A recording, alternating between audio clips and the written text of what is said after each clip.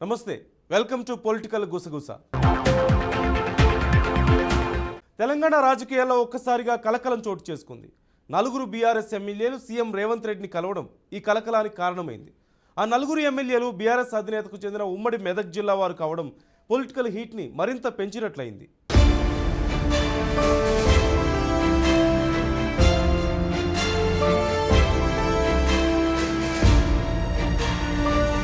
తెలంగాణలో కాంగ్రెస్ ప్రభుత్వం కొలువుదీరి రేవంత్ రెడ్డి సీఎం అయిన తర్వాత బీఆర్ఎస్ నుంచి కాంగ్రెస్ లోకి వలసలు ఉంటాయన్న వార్తలు ఏదో మీడియాలో వస్తూనే ఉన్నాయి.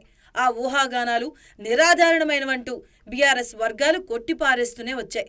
అయితే తాజాగా సీఎం రేవంత్ రెడ్డిని ఆయన నివాసంలో ఉమ్మడి మెదక్ జిల్లాకు చెందిన నలుగురు బీఆర్ఎస్ ఎమ్మెల్యేలు కలవడం తెలంగాణ రాజకీయాల్లో ఒక్కసారిగా హీట్ను పెంచాయి. సీఎం రేవంత్ ని కలిసిన వారిలో Dubbaka MLA Kotha Prabhakar Reddy, Narsapur MLA Sunitha Laxma Reddy, Patancheru MLA Mahipal Reddy, Zaheerabad MLA Manik రావులు ఉన్నారు.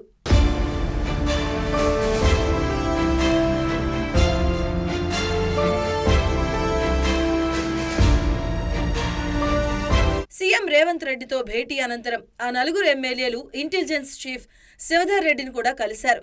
ఆయనకు వినతి పత్రాన్ని సమర్పించారు. ఆ నలుగురు ఎమ్మెల్యేలు సీఎంను కలిశారు అన్న వార్త మీడియాలో ప్రసారం కాగానే అనేక కథనాలు వెలువడ్డాయి. బీఆర్ఎస్ ఎమ్మెల్యేలు హస్తంగూటికి చేరేందుకు ముహూర్తం ఖరారు చేసుకుంటున్నారంటూ మీడియాలో వార్తా కథనాలు ప్రసారమయ్యాయి.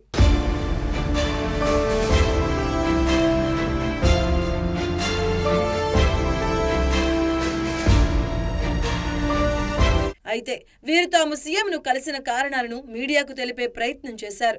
తాము మర్యాదపూర్వకంగానే సీఎం రేవంత్ రెడ్డిని కలిశామని చెప్పుకొచ్చారు. బీఆర్ఎస్ పార్టీ వదిలి కాంగ్రెస్ పార్టీలో చేరే ప్రసక్తే లేదు.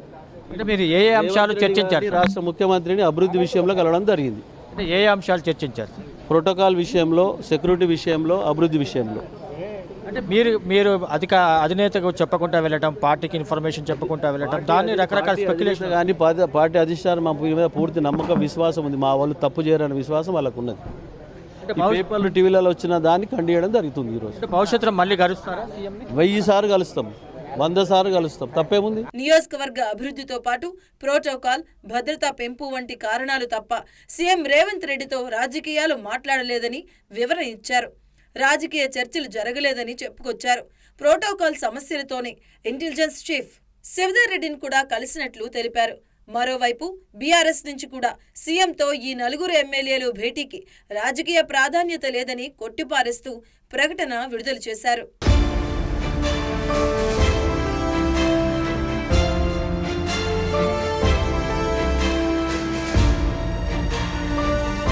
అయితే పార్టీ అధిష్టానానికి తెలియకుండా ఈ నలుగురు ఎమ్మెల్యేలు సీఎం రేవంత్ రెడ్డితో ఇంత అర్జెంటుగా కలవాల్సిన అవసరం ఏంటి అన్న ప్రశ్నలు వెల్లువెత్తుతున్నాయి. సీఎం రేవంత్ రెడ్డి విదేశాల నుంచి రాగానే అపాయింట్మెంట్ తీసుకుని హుటాహుటిన కలవాల్సిన అవసరం ఏముంది అన్న సందేహాలు వస్తున్నాయి. ఈ నలుగురు ఎమ్మెల్యేలు సీఎం నివాసానికి వెళ్లి కలవడం రాజకీయ ఊహాగానాలకు తెరలేపినట్లయింది. దీనికి తోడు బీఆర్ఎస్ అధినేత కేసీఆర్ ప్రాతినిధ్యం వహిస్తున్న ఉమ్మడి మెదక్ జిల్లాకు చెందిన వారు కావటం కూడా ఆ పార్టీకి మరింత ఇబ్బంది తెచ్చిపెట్టేలా ఉందన్న చర్చ నడుస్తోంది.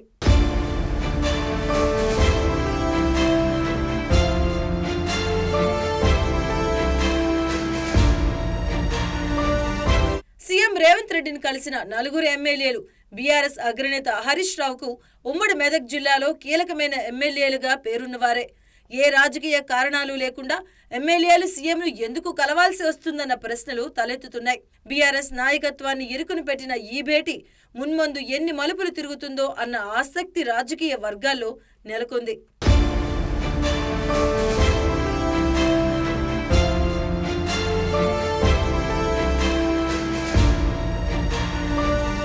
విజయనగరం జిల్లా రాజకీయాల్లో ఏకఛత్రాధిపత్యం చేస్తున్న బొత్సకు పక్కలో బల్లెం తయారైందట.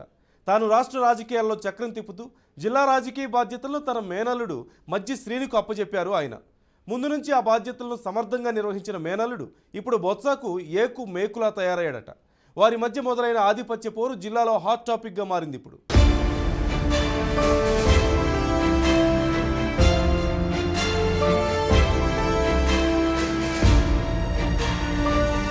విజయనగరం జిల్లాలో మామా అల్లుళ్ల సవాల్.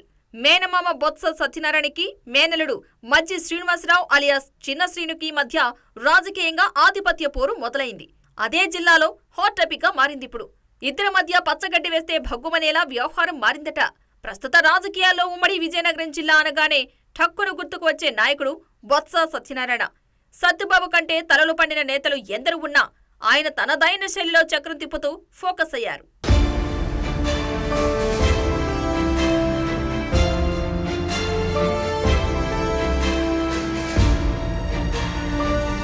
పిఎస్సిఎస్ అధ్యక్షుడిగా, డిసిసిబి చైర్మన్ గా, ఎంపీగా 3 సార్లు చీపురుపల్లి ఎమ్మెల్యేగా పనిచేసిన సుదీర్ఘ రాజకీయ చరిత్ర బొత్సాది.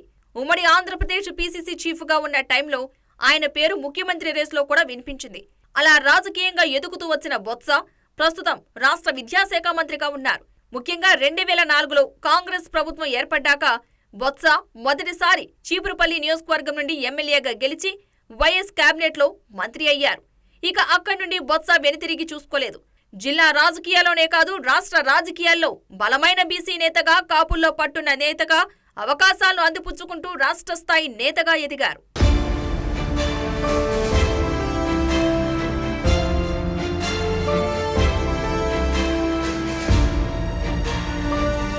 అలాంటి ఫామ్ లో ఉన్నప్పుడే విజయనగరం జిల్లా రాజకీయ బాధ్యతలను మేనల్లుడు చిన్న శ్రీనుకి అప్పగించారు బొత్స. సొంత అన్నదమ్ములను కూడా కాదని జిల్లాను మేనల్లుడు చేతిలో పెట్టారు. నాయకులైనా, కార్యకర్తలైనా, ఆఖరికి అధికారులైనా చిన్న శ్రీను దగ్గరికి వెళ్లాల్సిందే. అప్పట్లో షాడో నేతగా చిన్న శ్రీను చెప్పిందే వేదం, ఆయన చెబితే బొత్స చెప్పినట్లే అన్నట్లు సాగుతూ వచ్చింది వ్యవహారం. స్టేట్లో తాను చెప్పినట్లు జరిగేలా అధికారం చెలాయించిన బొత్స జిల్లాలో మేనల్లుడిని పెట్టి కథ నడిపించేవారు.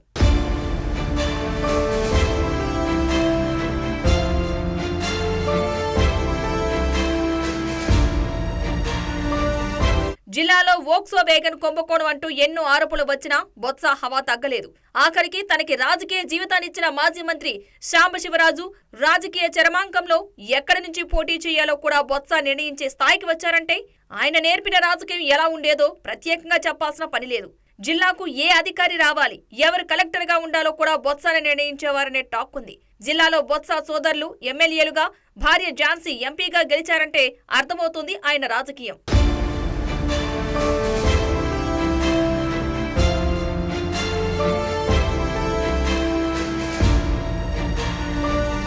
అయితే జిల్లాలో ఆ ప్రభావం మసగబారుతున్నట్లు కనిపిస్తోందన్న అభిప్రాయం వ్యక్తమవుతోంది. సుమారు 2 దశాబ్దాలుగా జిల్లా రాజకీయాలను శాసించిన బొత్సను ఇప్పుడు మేనలుడు చిన్న శ్రీను నిద్ర పట్టకుండా చేస్తున్నాడట. మామ కల్పించిన ప్రతి అవకాశాన్ని సద్వినియోగం చేసుకుంటూ చాప కింద నీరులా సొంత ఇమేజ్ పెంచుకుని మామకు మించిన అల్లుడిలా తయారయ్యారంటున్నారు. ఎమ్మెల్యేలను, యంత్రాంగాన్ని కూడా తన గుప్పెట్లో పెట్టుకుంటున్నారట. అలా ఆయన పెత్తనమే మామాలుల మధ్య వైరం పెంచేలా చేసిందంటున్నారు.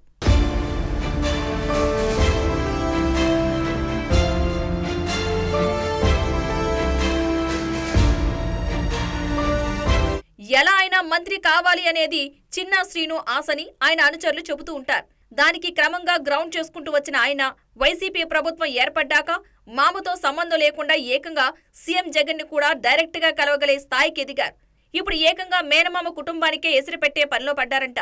స్థానిక సంస్థల్లో ఎన్నికల్లో చిన్న శ్రీనుకి ఉమ్మడి విజయనగరం జిల్లా పరిషత్ చైర్మన్ గా, తర్వాత జిల్లా పార్టీ అధ్యక్షుడిగా జగన్ అవకాశం కల్పించారు. అక్కడి నుంచి శ్రీను గేర్ మార్చి మరింత స్పీడ్ పెంచారు. ఎమ్మెల్యేగా గెలిచి మంత్రి అవడానికి కార్యాచరణ మొదలుపెట్టారంట.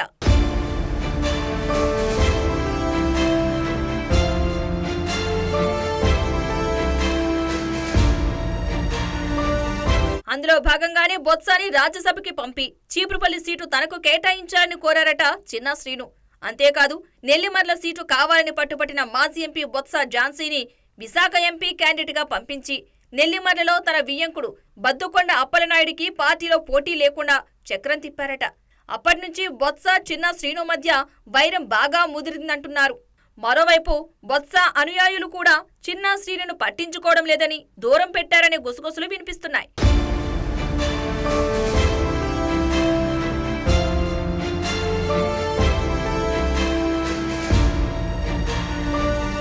చిన్న శ్రీను దగ్గరికి వెళ్లారని తెలిస్తే బొత్స కూడా వారిని తన గుమ్మం కూడా తొక్కనేయటం లేదంట. అటు చిన్న శ్రీను కూడా తన అనుయాయులను ఎవరైనా బొత్స దగ్గరికి వెళ్లినట్లు తెలిస్తే సీరియస్ అవుతున్నారనే టాక్ నడుస్తోంది. అదేదో సినిమాలో రావు గోపాలరావు చెప్పినట్లు ఆ ఇంటి మీద కాకి ఈ ఇంటి మీద వాలకూడదు అన్నట్లు ముదిరిపోయిందంట మామాలుల ఆధిపత్య పోరు.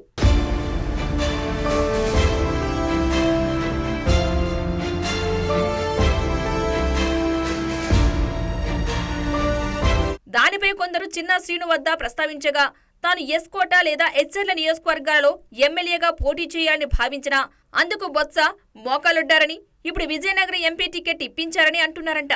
తాను ఎంపీగా పోటీ చేస్తే తనను తప్పించి జెడ్పీ చైర్మన్ పదవిని తనకు అనుకూలంగా ఉండేవారికి ఇచ్చుకోవాలని బొత్స చూస్తున్నారని తన సన్నిహితుల వద్ద చెప్పుకొచ్చారట. అంతేకాకుండా తనని ఎంపీగా కూడా గెలవనీయకుండా చేస్తారేమో అని చిన్నా శ్రీను అనుమానిస్తున్నారంట.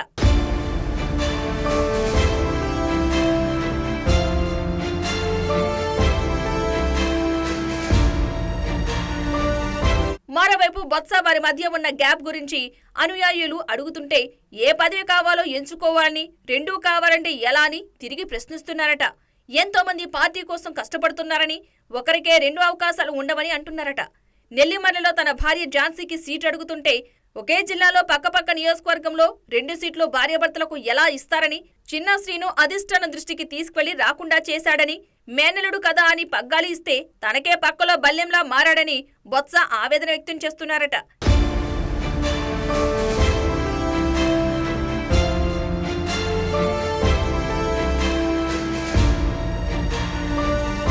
అదలా ఉంటే చిన్న శ్రీనుకి బొత్సకి మధ్య గ్యాప్ పెంచింది వైసీపీ పెద్దలేనంటున్నారు. ఆ ఇద్దరూ కలిసి ఉంటే జిల్లాలో తామేమీ చెయ్యలేమని వ్యూహాత్మకంగా పావులు కదిపారంటున్నారు.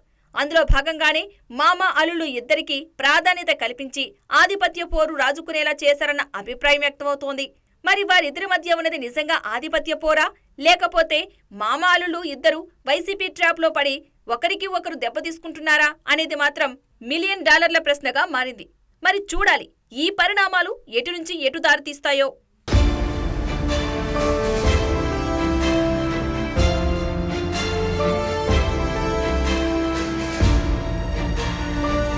పొలిటికల్ గుసగుసలో ఒక చిన్న బ్రేక్ తీసుకుందాం.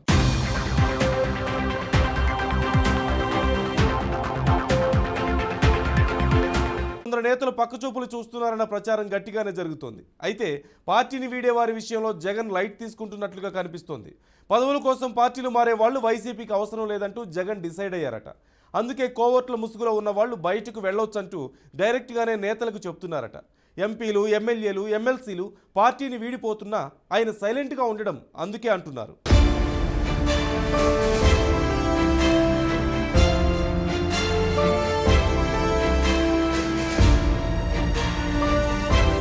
ఎన్నికలు సమీపిస్తున్న వేళ జంపింగ్లు సర్వసాధారణం. అధికార పార్టీ నుంచి ప్రతిపక్ష పార్టీలోకి, ప్రతిపక్ష పార్టీ నుంచి అధికార పార్టీలోకి రాజకీయ భవిష్యత్ కోసం నేతలు మారిపోతూ ఉంటారు. అయితే ఏపీలో సార్వత్రిక ఎన్నికలకు ఎంతో ముందు నుంచే వైసీపీ ఎమ్మెల్యేలు పక్కచూపులు చూడడం మొదలుపెట్టారు. అధికారంలో ఉన్న వైసీపీని కాదని తెర వెనుక టీడీపీతో జతకట్టారు కొందరు ఎమ్మెల్యేలు. ఆ తెర వెనుక వ్యవహారం ఎమ్మెల్సీ ఎన్నికల సందర్భంగా బహిర్గతం అవ్వడం, తర్వాత జరిగిన పరిణామాలతో 4 ఎమ్మెల్యేలు వైసీపీని వీడి టీడీపీని పంచన చేరారు.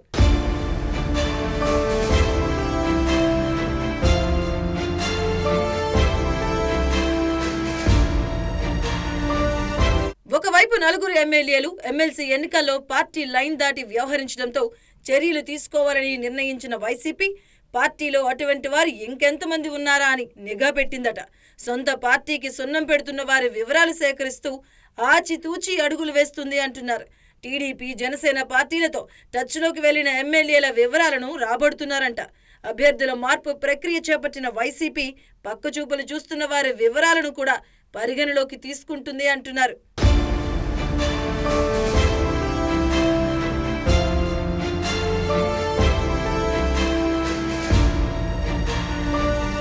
సీటు ఆశించి భంగపడ్డ నేతల అభిప్రాయాలను పరిగణలోకి తీసుకుంటూనే వారు పార్టీలో బలవంతంగా ఉండాల్సిన అవసరం లేదని నేరుగా చెప్పేస్తున్నారంట వైసీపీ ముఖ్యులు. పార్టీలో ఉంటూనే కోవర్టులుగా మారిన వారిని ఏమాత్రం ఉపేక్షించేది లేదని, గత ఎన్నికల్లో పదవులు ఆశించి భంగపడ్డ వారికి నామినేటెడ్ పదవులు ఇచ్చి గౌరవించిన అంశాన్ని గుర్తు చేస్తూ నమ్మిన వారికే ప్రాధాన్యత ఉంటుందని స్పష్టం చేస్తున్నారట.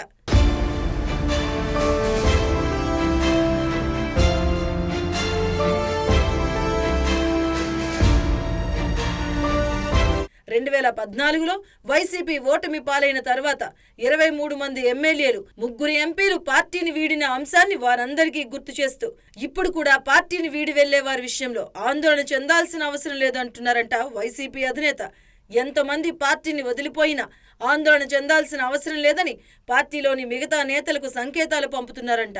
త్వరలోనే ఉభయ గోదావరి జిల్లాలతో పాటు ప్రకాశం జిల్లాకు చెందిన పలువురు పార్టీని వీడతారని సమాచారం ఉన్నా జగన్ లైట్ తీసుకుంటున్నారంట.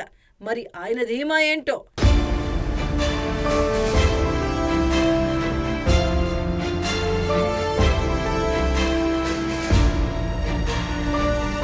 చీరాల సెగ్మెంట్లో రాజకీయం రసకందాయంలో పడింది. ముఖ్యంగా అధికార వైసీపీలో కీలక పరిణామం చోటు చేసుకుంది.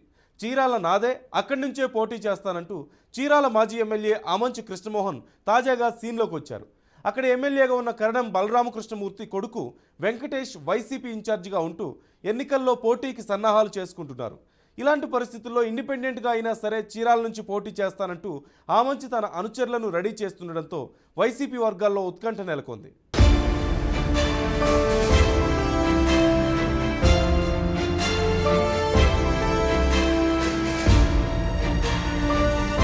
ఆమంచి కృష్ణమోహన్ చీరాల నుంచి 2 సార్లు ఎమ్మెల్యేగా గెలుపొందిన నేత. మాజీ ముఖ్యమంత్రి రోసయ్య శిష్యునిగా రాజకీయాల్లో అంచెలంచెలుగా ఎదిగిన ఆమంచి 2009లో కాంగ్రెస్ అభ్యర్థిగా, 2014లో సొంతదైన నవోదయ పార్టీ నుంచి రెండోసారి చీరాల ఎమ్మెల్యేగా గెలుపొందారు. గెలవగానే వైసీపీలో చేరారు. ప్రస్తుతం పర్చూరు నియోజకవర్గం వైసీపీ ఇన్ఛార్జిగా బాధ్యతలు నిర్వహిస్తున్నారు. కాపు సామాజిక వర్గానికి చెందిన ఆమంచి 2019 ఎన్నికల్లో వైసీపీ నుంచి పోటీ చేసి అప్పటి టీడీపీ అభ్యర్థి కరణం బలరాం చేతిలో పరాజయం పాలయ్యారు.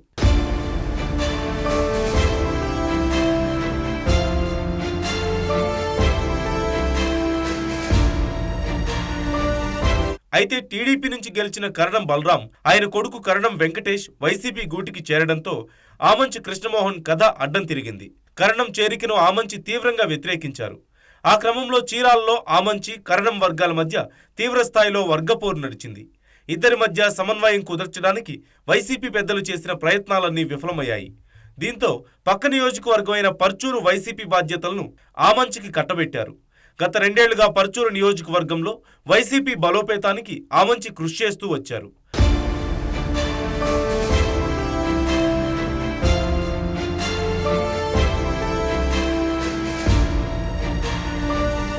పర్చూరు నియోజకవర్గం కమ్మ సామాజిక వర్గం ప్రాబల్యం ఉన్న ప్రాంతం. వైసీపీ ఆవిర్భవించిన నాటి నుంచి టీడీపీ పర్చూరులో ఆ పార్టీకి ఛాన్స్ ఇవ్వలేదు. ప్రస్తుతం పర్చూరు టీడీపీ ఎమ్మెల్యే ఏలూరు సాంబశివరావుకు స్థానికంగా మంచి ఫాలోయింగ్ ఉంది. 2019లో వైసీపీ నుంచి పోటీ చేసిన దగ్గుబాటి వెంకటేశ్వరరావుకి షాక్ ఇచ్చిన నేత ఆయన. ఆమంచి ఇటీవల పర్చూరు నియోజకవర్గంలో 10,000 దొంగ ఓట్లు ఉన్నాయంటూ ఫామ్ 7తో ఎన్నికల కమిషన్కు ఫిర్యాదు చేసి వాటిని తొలగించడంలో సక్సెస్ అయ్యారు. అవన్నీ టీడీపీ సానుభూతి పరుల ఓట్లే అంటూ ఆ పార్టీ వర్గాలు గుర్రుగా ఉన్నాయి.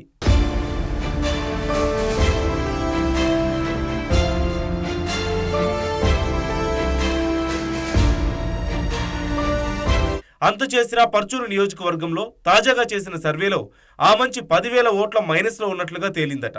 దీంతో ఆమంచి పర్చూరులో గెలవలేనన్న అభిప్రాయానికి వచ్చారట. మరోవైపు టీడీపీ నుంచి వచ్చిన కరణం వెంకటేష్ చీరాల వైసీపీ ఇన్ఛార్జిగా తన పని తాను చేసుకుపోతున్నారు. తాజాగా చీరాలలో నిర్వహించిన వైసీపీ సామాజిక సాధికార బస్సు యాత్రలో వెంకటేష్తో పాటుగా ఉన్న చీరాల వైసీపీ నేతలు వెంకటేష్ని ఎమ్మెల్యేగా గెలిపిస్తామంటూ ప్రకటించారు.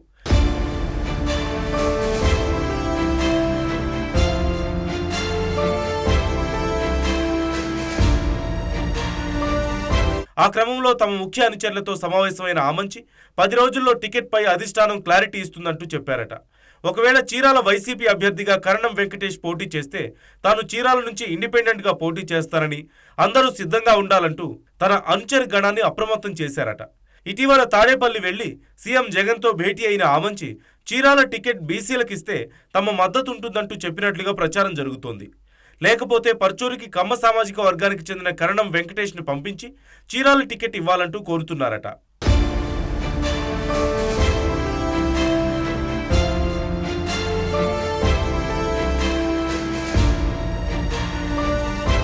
ఇటు కరణం వెంకటేష్ చీరాల వైసీపీ నుంచే తాను పోటీ చేస్తానంటున్నారు.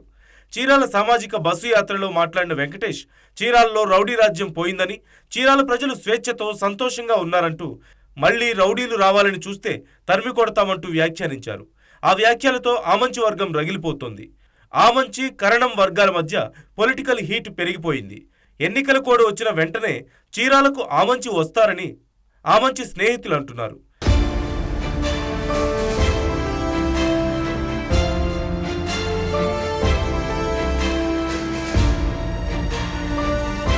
ఆమంచికి చీరాల సొంత నియోజకవర్గం కావడం, 2 సార్లు ఎమ్మెల్యేగా పోటీ చేసి గెలిచిన అనుభవం, సొంత క్యాడర్ ఉండడంతో వైసీపీ టికెట్ వచ్చినా రాకున్నా చీరాల ఇండిపెండెంట్ అభ్యర్థిగా ఎన్నికల బరిలో దిగడానికి రంగం సిద్ధం చేసుకుంటున్నట్లుగా తెలుస్తోంది.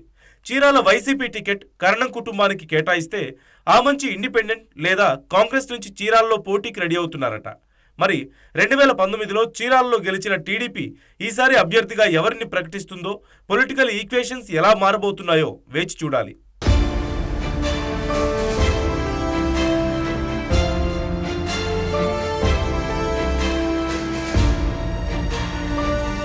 ఎన్నికలు సమీపిస్తున్న తరుణంలో సీఎం జగన్ సొంత జిల్లాలో రాజకీయాలు వేడెక్కుతున్నాయి. అంగబలం, ఆర్థిక బలాన్ని కూడగట్టుకొని పట్టు వదలకుండా అన్ని పార్టీలు రంగంలోకి దిగుతున్నాయి. సెంటిమెంట్ చరిత్ర తిరగరాయడానికి ఒక నేత, ఒక ఛాన్స్ అంటూ మరొక నేత ఈ ఎన్నికల్లో తలపడ్డానికి సిద్ధమవుతున్నారు. మరి ఆ నియోజకవర్గ ప్రజలు సెంటిమెంట్ తిరగరాస్తారా? ఒక్క అవకాశం ఇస్తారా? ఇంతలో పొలిటికల్ హీట్ ఎక్కిస్తున్న ఆ నియోజకవర్గం ఏంటి? ఆ ఇద్దరు నేతలు ఎవరు? ఒక లుక్ వేద్దాం.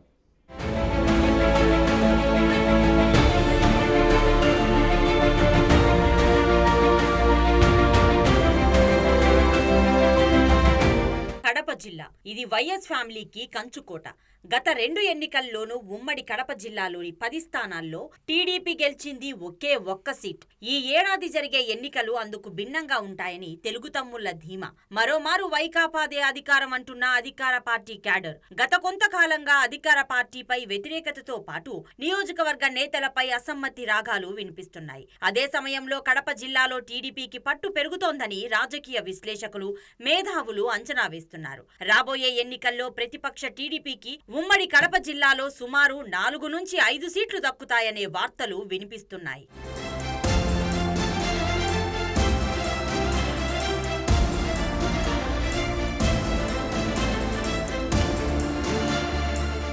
ఇందులో కమలాపురం నియోజకవర్గం ముందు వరుసలో ఉందని చెప్పవచ్చు. ఎందుకంటే అధికార వైసీపీ ఎమ్మెల్యే రవీంద్రనాథ్ రెడ్డిపై నియోజకవర్గంలో తీవ్ర స్థాయిలో వ్యతిరేకత ఉందని ఆ పార్టీ నాయకుల నుంచే వినిపిస్తున్న మాట. కమలాపురం నియోజకవర్గం వ్యాప్తంగా అన్ని మండలాల్లో లీడర్లు తీవ్ర అసంతృప్తితో రగిలిపోతున్నారని సమాచారం. పార్టీ మారేందుకు సైతం సిద్ధమయ్యారట. ఎమ్మెల్యే రవీంద్రనాథ్ రెడ్డి అసంతృప్తి నేతలను పిలిచి సర్దుకుపోవాలని కోరినా ఫలితం లేదట. మరి కొంతమంది లీడర్లను సీఎం దగ్గరకు పిలిపించి మరీ మాట్లాడించారు. అది కుదరలేదట. చివరి ప్రయత్నంగా వ్యతిరేకంగా మారిన నేతలను పోలీసులను అడ్డు పెట్టుకుని కేసులతో భయపెడుతున్నారన్న చర్చ బాగా వినపడుతోంది.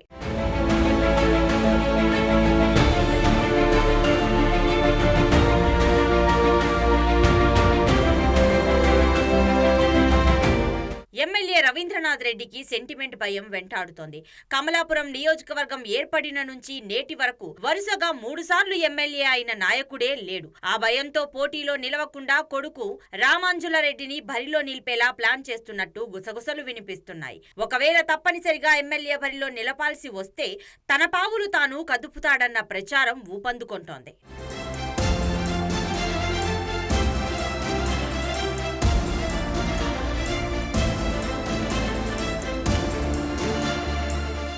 ఇక ప్రతిపక్ష టీడీపీ నుంచి ఒక్క ఛాన్స్ అంటూ మరోసారి బరిలో దిగడానికి సిద్ధమవుతున్న నేత పుత్తా నరసింహారెడ్డి. ఈ నేత ఇప్పటికే వరుసగా 4 సార్లు కమలాపురం నుంచి ఓటమి పాలయ్యారు. ఈసారి ఎలాగైనా గెలవాలనే ప్రయత్నాలు ముమ్మరం చేస్తున్నారు. నరసింహారెడ్డి తన సహజ స్వభావాన్ని వదిలేసి ప్రజలతో దగ్గరవుతున్నాడు. దీనికి తోడు వరుసగా 4 సార్లు ఓడిపోయినా ప్రజలతోనే ఉన్నాడన్న సింపతి నరసింహారెడ్డికి ప్లస్ అయ్యేలా ఉంది. దీనికి ఉదాహరణ ఈ మధ్య కమలాపురంలో జరిగిన చంద్రబాబు సభలో కనపడింది. నియోజకవర్గ వ్యాప్తంగా ప్రజలు సభలో కనపడి పుత్తా నరసింహారెడ్డి నాయకత్వాన్ని బలపరిచారు. చంద్రబాబు సైతం జీవితంలో ఇంత పెద్ద సభ చూడలేదని పుత్తాను అభినందించారు. ఇక పుత్తా నరసింహారెడ్డి ఆర్థికంగా కూడా కొదవలేని వ్యక్తి. డబ్బుతో పాటు ప్రజల్లో సానుభూతి పెరిగి ఈ ఎన్నికల్లో కమలాపురంలో టీడీపీకి విజయావకాశాలు ఎక్కువగా ఉన్నట్లు తెలుస్తోంది. ఇక కమలాపురంలో సెంటిమెంట్ గెలుస్తుందా, పుత్తాకి ఛాన్స్ ఇస్తారా అనేది తెలియాలంటే మరికొన్ని రోజులు ఆగాల్సిందే.